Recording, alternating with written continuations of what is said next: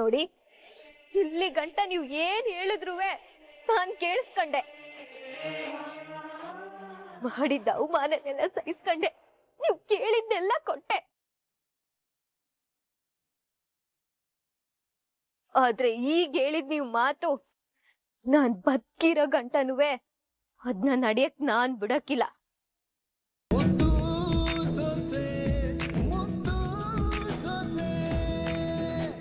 ಇಲ್ಲ, ಅವ್ರ ಹಾಡು ಸುಲಭವಾಗಿ ಇದ್ರಿಂದ ಈಚೆ ಬರಕ್ಕಿಲ್ಲ. ಬತ್ತೀನಿ ಅಂದ್ರೆ ಯಾವುದೇ ಕಾರಣಕ್ಕೂ ಬರಕ್ ನಾನ್ ಬಿಡಕ್ಕಿಲ್ಲ. ಅಲ್ಲಿ ಅವ್ರ ಪರಿಸ್ಥಿತಿ ಏನಾಗೋದು ಅಂತ ನೆನ್ಸ್ಕೊಂಡ್ರೇನೆ ಭಯ ಆಯ್ತೈತೆ ಸರು.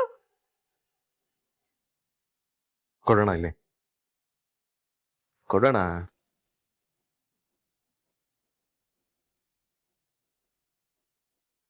ಕುಡಿಯೋಣ.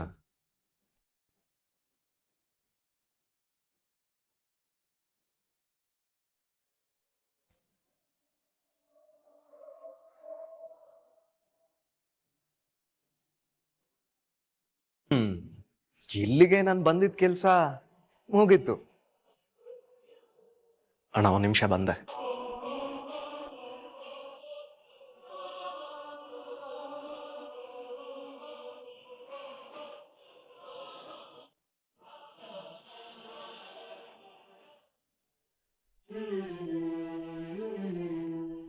ಅತ್ತೆ, ಇನ್ನೊಂದು ಸ್ವಲ್ಪ ಹೊತ್ತು ಸರಿ ಆಯ್ತದೆ.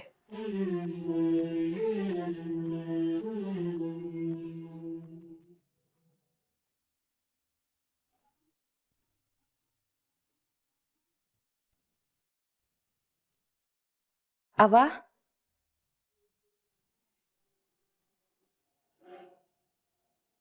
ಅತ್ತೆ, ನಾನು ಸಾವಿತ್ರಿ ಒಸಿ ಚಲುರ ಹೋಗ್ಬಿಡ್ತೀವಿ. ಆ ಪಾಪದವನ್ ಮನೆಗೆ ನೀವ್ಯಾಕೆ ಓದಿರಿ? ಅವ್ವ, ನಾವೇನೋ ಒಂದ್ ಮನೆ ಸಂಬಂಧ ಬೆಳ್ಸಕ್ ಹೋಯ್ತಾ ಇಲ್ಲ. ಉಳ್ಕೊಂಡಿರೋ ಚೂರು ಪಾರು ಸಂಬಂಧವ ಕಳ್ಕೊಂಡ್ ಬರಕ್ ಹೋಯ್ತಾ ಇದೀವತ್ತೆ. ಅತ್ತೆ, ಸಂಬಂಧ ಇಲ್ದೇ ಇರೋರ್ತವ ನಮ್ಮನೆ ಒಡವೆ ಯಾಕಿರ್ಬೇಕು ಹೇಳಿ? ನನ್ ನೆಮ್ಮದಿನೇ ಕಿತ್ಕೊಂಡು ಹೋಗವಳೆ. ಇನ್ನು ಒಡವೆದೇನು? ಅನಿಷ್ಟ ಕಳೀತು, ಗ್ರಾಚಾರ ಬಿಟ್ಟೋಯ್ತು ಅಂತ ಸುಮ್ಕಿದ್ಬಿಡಿ.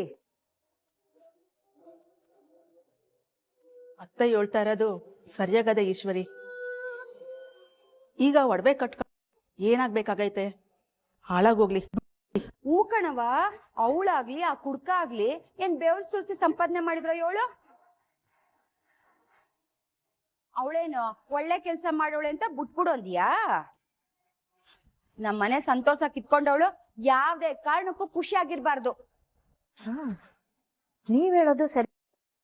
ಕಂಡೋರ್ ಮನೆ ಸ್ವತ್ತನ್ನ ನಾವ್ಯಾಕೆ ಇಟ್ಕೋಬೇಕು ಅನ್ನೋ ಜ್ಞಾನ ಅವ್ರಿಗೂ ಇರ್ಬೇಕಲ್ವೇ? ಅಮ್ಮಮ್ಮ, ಅದೆಲ್ಲ ಮಾನ ಮರ್ವಾದೆ ಇರೋರ್ಗೆ. ಮೂರು ಬಿಟ್ಟೋರ್ಗೆ ಪಾಲಿಗೆ ಬಂದದ್ದೇ ಪಂಚಾಮೃತ ಅನ್ಕೊಂಡು ಗುಳುಂ ಸ್ವಹ ಮಾಡ್ಕೊಬಿಡ್ತಾರಷ್ಟೇ. ಅದು ಅಲ್ದೇನೆಯ ಅಮ್ಮಮ್ಮ, ನಾಳಿಕೆ ಈ ಒಡವೆ ನೆಪ ಇಟ್ಕೊಂಡು ಅವ್ರು ಯಾರು ನಮ್ಮ ಅಟ್ಟಿ ತಕ್ ಬರ್ಬಾರ್ದು ಅಂದ್ರೆ ಇವ್ರಿಬ್ರು ಹೋಗಿ ನಮ್ಮ ಒಡವೆನ ಇಸ್ಕೊಂಬಂದ್ಬಿಡ್ಬೇಕು.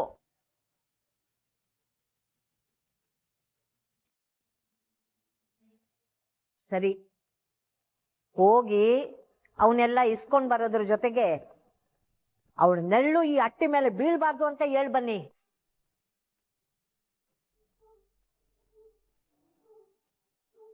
ನೀನೇನ್ ತಲೆ ಕೆಡ್ಸ್ಕೊಬೇಡ ಕಣವ, ನಾನು ಹೇಳ್ತೀನಿ. ಅದ್ಕೆ ಬಾ ಹೋಗುವ, ಬನ್ನಿ.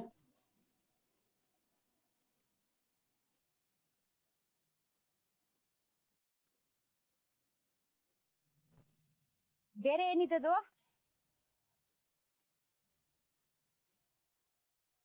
ಆ ಕಾಲುಂಗನು ಬಿಚ್ಕೊಡು.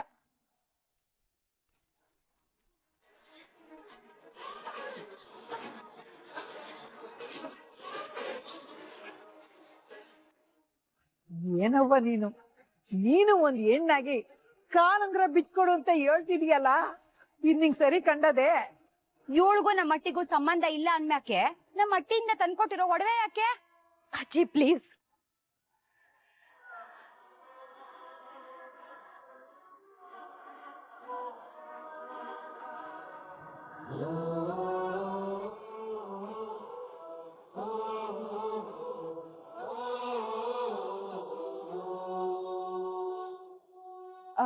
ನಮ್ ಭದ್ರ ನಿಂಗೆ ಫೋನ್ ತಂದ್ಕೊಟ್ಟಿದ್ನಲ್ಲ ಅದು ತಂದ್ಕೊಡು.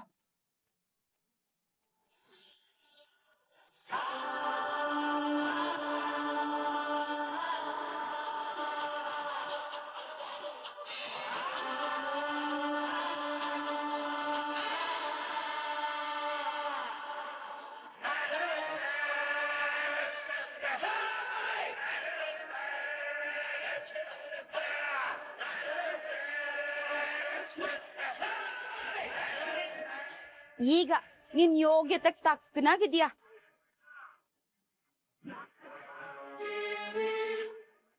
ನೋಡು, ಆ ಅರ್ಶನದ ಕೊನೆನೂ ನಮ್ಮ ಮಟ್ಟಿದೆಯ, ಆದ್ರೆ ನಮ್ಗದ್ ಬೇಡ.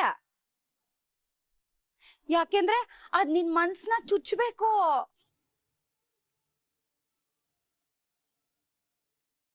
ಅದು ನಿನ್ ಬಾಳ್ಗೆ ಬೇಲಿ ಆಗ್ಬೇಕು. ಅದಕ್ಕಾರೋ ಅದ್ ನಿನ್ ಹತ್ರನೇ ಇರ್ಬೇಕು. ಬಂದೆ.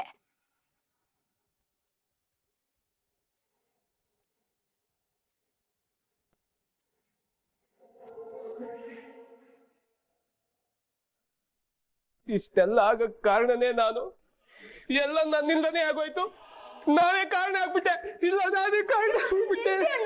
ನಿಮ್ದಮ್ಮಯ್ಯ ಅಂತ ನಿಲ್ಸಿ ಅಣ್ಣ, ನೋವಾಯ್ತದೆ. ಇಲ್ಲ ಕಣವ, ಇವರೆಲ್ಲ ಪಡ್ತಾರ ನಮ್ಮ ಮುಂದೆ. ನಂದೇನು ಅಲ್ಲ.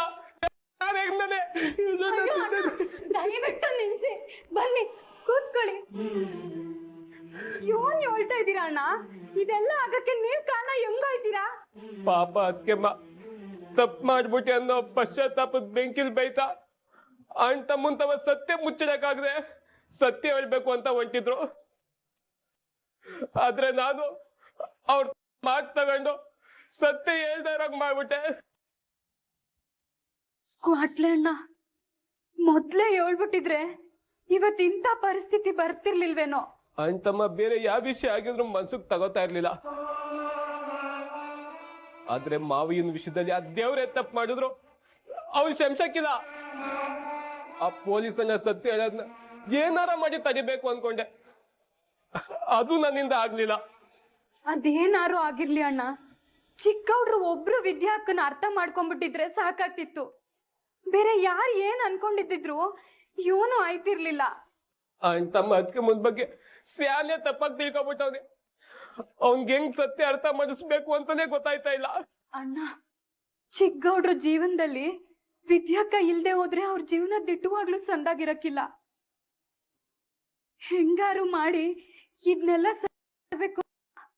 ಅಣ್ಣ ತಮ್ಮ ಸಂತೋಷವಾಗಿರ್ಬೇಕು ಅಂದ್ರೆ, ಇದೆಲ್ಲ ಸರಿ ಹೋಗ್ಬೇಕು ಅಂದ್ರೆ ಇರೋದೊಂದೇ ದಾರಿ.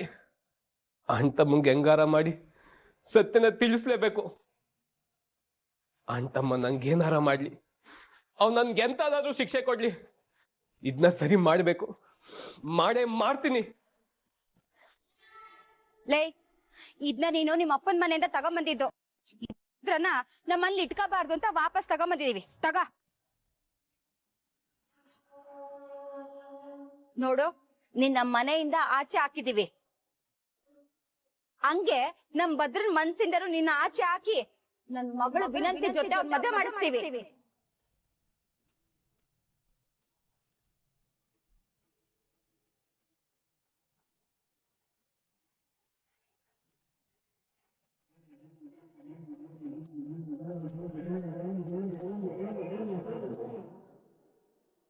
ನೋಡಿ, ಇಲ್ಲಿ ಗಂಟ ನೀವು ಏನ್ ಹೇಳಿದ್ರುವೆ ನಾನ್ ಕೇಳಿಸ್ಕೊಂಡೆ. ಮಾಡಿದ್ದ ಅವಮಾನನೆಲ್ಲ ಸಹಿಸ್ಕೊಂಡೆ. ನೀವು ಕೇಳಿದ್ದೆಲ್ಲ ಕೊಟ್ಟೆ. ಆದ್ರೆ ಈಗ ಹೇಳಿದ್ ನೀವು ಮಾತು ನಾನ್ ಬದುಕಿರೋ ಗಂಟನುವೆ ಅದನ್ನ ನಡೆಯಕ್ ನಾನ್ ಬಿಡಕ್ಕಿಲ್ಲ.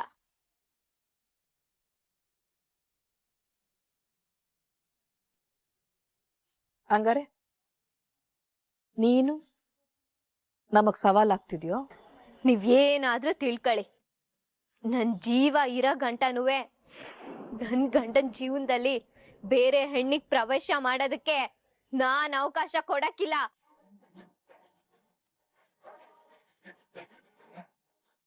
ಓಹೋ, ಅಟ್ಟಿಯಿಂದ ಆಚೆ ನೂಕಿ ಇಂಥ ಸ್ಥಿತಿಗೆ ತಂದು ನಿಲ್ಸಿದ್ರು ನಿನ್ ಸೊಕ್ಕ ಅಡ್ಗಿಲ್ಲ ನೋಡು.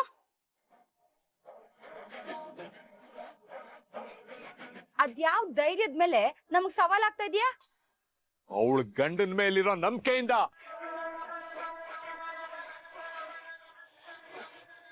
ಮಗಳು ಅವಳ ಗಂಡನ ಜೊತೆ ಸಂಸಾರ ಮಾಡಿ ಅವ್ರ ಮನಸ್ಸನ್ನ ಅರ್ಥ ಮಾಡ್ಕೊಂಡಿರೋ ಧೈರ್ಯದಿಂದ.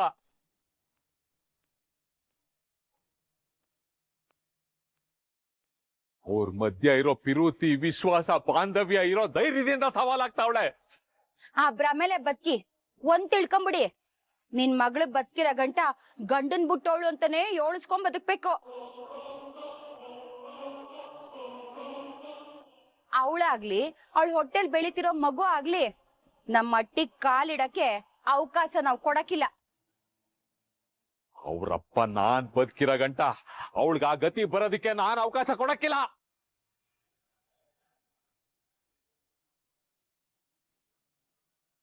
ಈಟೊತ್ತು ನನ್ ಮಗಳು ಫೋನ್ ಮಾಡಿರೋ ಕಾರಣಕ್ಕೆ ನೀವೆಲ್ಲ ಕೋಪ ಮಾಡ್ಕೊಂಡಿದ್ರಿ ಅನ್ಕೊಂಡಿದ್ದೆ. ಆದ್ರೆ ಇಲ್ಲಿ ಬೇರೆನೆ ಕಾರಣ ಇದೆ ಅಂತ ಈಗ ಅರ್ಥವಾಯ್ತು. ನನ್ ಮಗಳನ್ನ ಈಚೆ ಕಳ್ಸೋದಿಕ್ಕೆ ನೀವು ಮಸ್ಲತ್ ಮಾಡ್ತಿದ್ದೀರಿ ಅಂತ ಸಂದಾಗ್ ತಿಳಿತು. ನೀವು ನಿಮ್ ಮಗಳನ್ನ ನನ್ ಮಗಳ ಜಾಗ ಕರ್ಕೊಂಡ್ ಬರ್ಬೇಕು ಅಂತಿದ್ದೀರಿ. ಅದೆಂಗಾಗ್ ಮಾಡ್ಬಿಡ್ತೀರಿ, ನಾನು ನೋಡೇ ಬಿಡ್ತೀನಿ.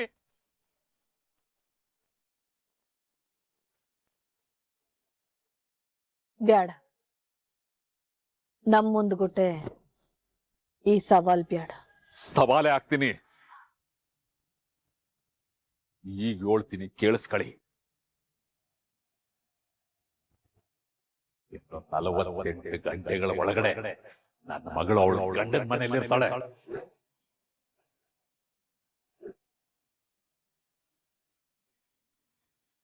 ನೀವೇ ನಿಮ್ ಕೈಯಾರ ನನ್ ಮಗಳಿಗೆ ಆರತಿ ಮಾಡಿ ಕರ್ಕೊಂಡೋಗಂಗ್ ಮಾಡದೇ ಇದ್ರೆ ನನ್ನ ಹೆಸರು ಚಲುವರಾಜನೇ ಅಲ್ಲ.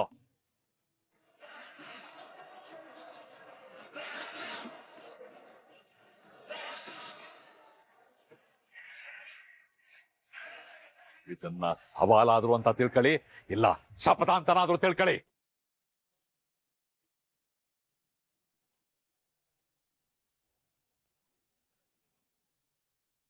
ಏಯ್, ನೀನೇನೋ ಸವಾಲ್ ಹಾಕೋದು. ನೀನು ಸೋಲೋ ತನಕ ಈ ಈಶ್ವರಿ ಬಿಡಕ್ಕಿಲ್ಲ. ಇದು ನನ್ನ ಸವಾಲು.